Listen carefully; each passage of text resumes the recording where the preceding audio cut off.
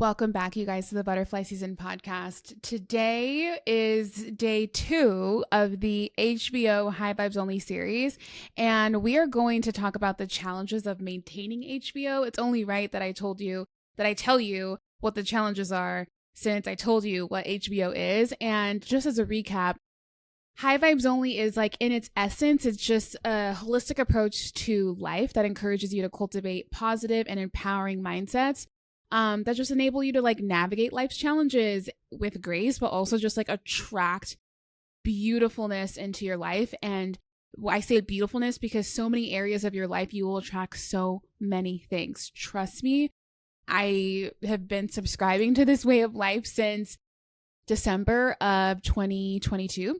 So we're in it for however many months it's been since now till September of the following year.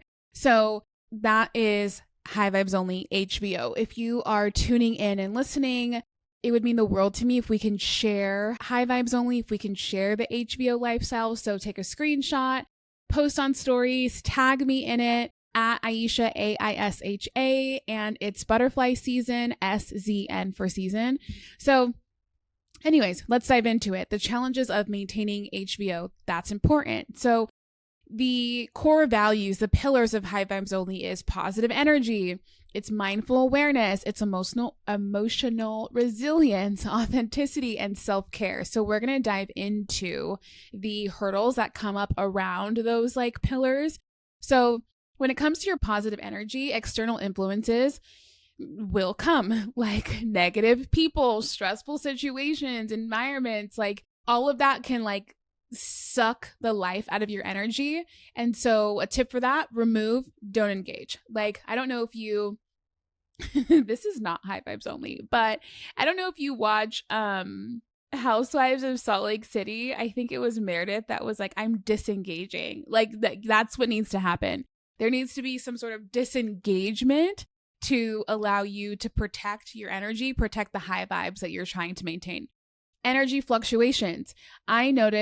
I'll usually notice retroactively if my energy is fluctuating. I'm like, hold on, what put me in a bad mood just now? Like, I was totally fine and now I'm feeling in a bad mood, and I have to, like, trace my thoughts back. Like, how did I get here? And so the skill of maintaining a consistent high level of positivity can be challenging because energy does fluctuate. So, like, figure out what your things are. Figure out the things that, like, light you up, that get you in a good mood.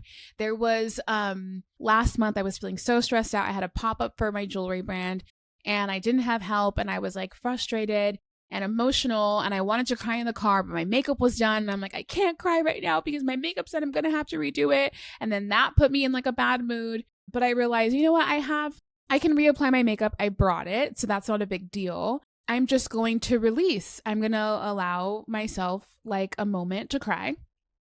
And then I'm going to, I know for me, like, good music, like, honestly, The Dream, I love The Dream songs, like old school 2000s. I'll play that and I'll literally, like, scream it in the car, like, and get, like, hyped up. And so I cried.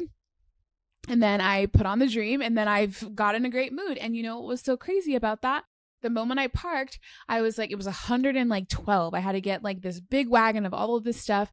And someone was like, do you need help? I'm like, yeah. And then she and I were both struggling because it was so much. And someone else said, do you need help? And we were like, yeah. I had 3 people help me. Like, I was able to call that in because I switched my energy. So figure out, like, what are the hacks that you can do to course correct your energy when it does fluctuate to a place that you don't want. The second one is mindful awareness. So distractions can get your, like, mood off, or just not even being aware can get your mood off. It's difficult to stay present. For me, I have reminders, like, in my phone to pray. So there's one that pops up on my phone every day at 12 o'clock. And I'm like, okay, it's a moment for me to just, like, get still for a second. What do I want? Pray, feel my body, breathe, right? Like, those are reminders that I put in place to help keep me aware and, like, present to where my feet are. Overthinking is also a big one when it comes to mindfulness. Like, it creates anxiety. Overthinking just leads to, like, I don't know. I feel like it really hinders your ability to make conscious choices because you've created this whole entire story in your head that only you have subscribed to and everyone else in the outside world hasn't. And so you make actions off of, like, this story as opposed to what's actually happening like in reality. And so one thing that helps me with my busy mind at night, I will, if my mind is racing, I'll just write down every single thing that's going on in my mind. It's usually like things to do. I'll just get my phone really quick, put it in my notes, and go to bed. I just released it. And then like tomorrow, Aisha will deal with that. Well, another thing that I do is I meditate every day, every single day, even if it's for 15 minutes, even if it's for 5 minutes, even if it's for an hour and a half. Like I meditate every day. It just helps me like calm my mind. It also helps me problem solve, especially in yoga. Like for whatever reason, movement and meditation and yoga just like does it for me. And so I will go in with something that I've been overthinking or stewing over, set that intention in class, and then I just get the answer at some point within the class. So that's something that you can do. Figure out what your meditation type of practice is and do that. Continue to do it.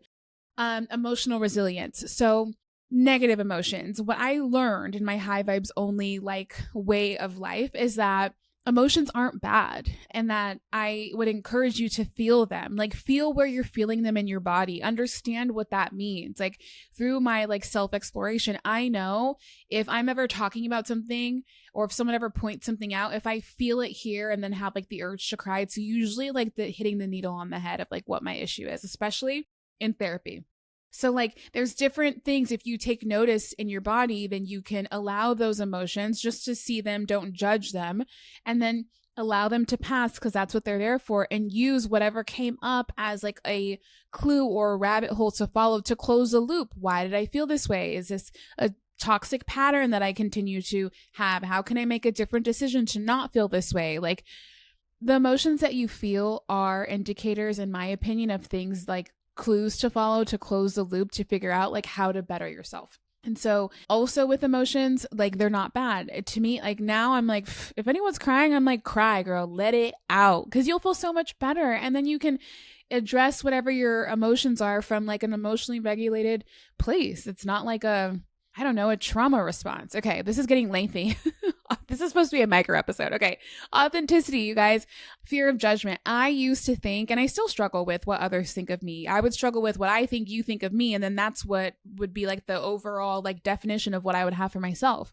But when I realized that that's just like a dog chasing its tail, and when I realized that about myself, I can now make a different decision and catch myself when I get in that thought process, and then redirect and say, okay, Aisha, what would you do here? Or what do you actually feel about this? Is this something that is aligned with you or not? Right? Like it's the awareness, it's the course correction, and then taking quick action on it. The last one is self-care. I would neglect my needs because I felt like I had to earn my self-care. Like in the mornings, I love to go on walks.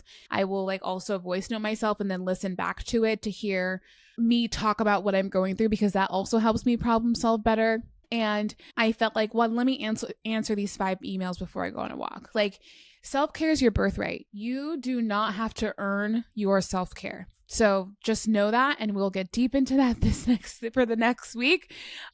So yeah, that is a wrap to this micro episode on the challenges of maintaining HVO. This was quick, a little bit longer, but to the point. If you found anything in here that really resonated with you, or you think somebody would benefit of it, share it with them, tag me on social. I really want High Vibes Only to be a movement because it is so beautiful. And the more people that can get access to this messaging, I feel like the more people that could be healed, like globally. So that's all for now, guys. See you tomorrow.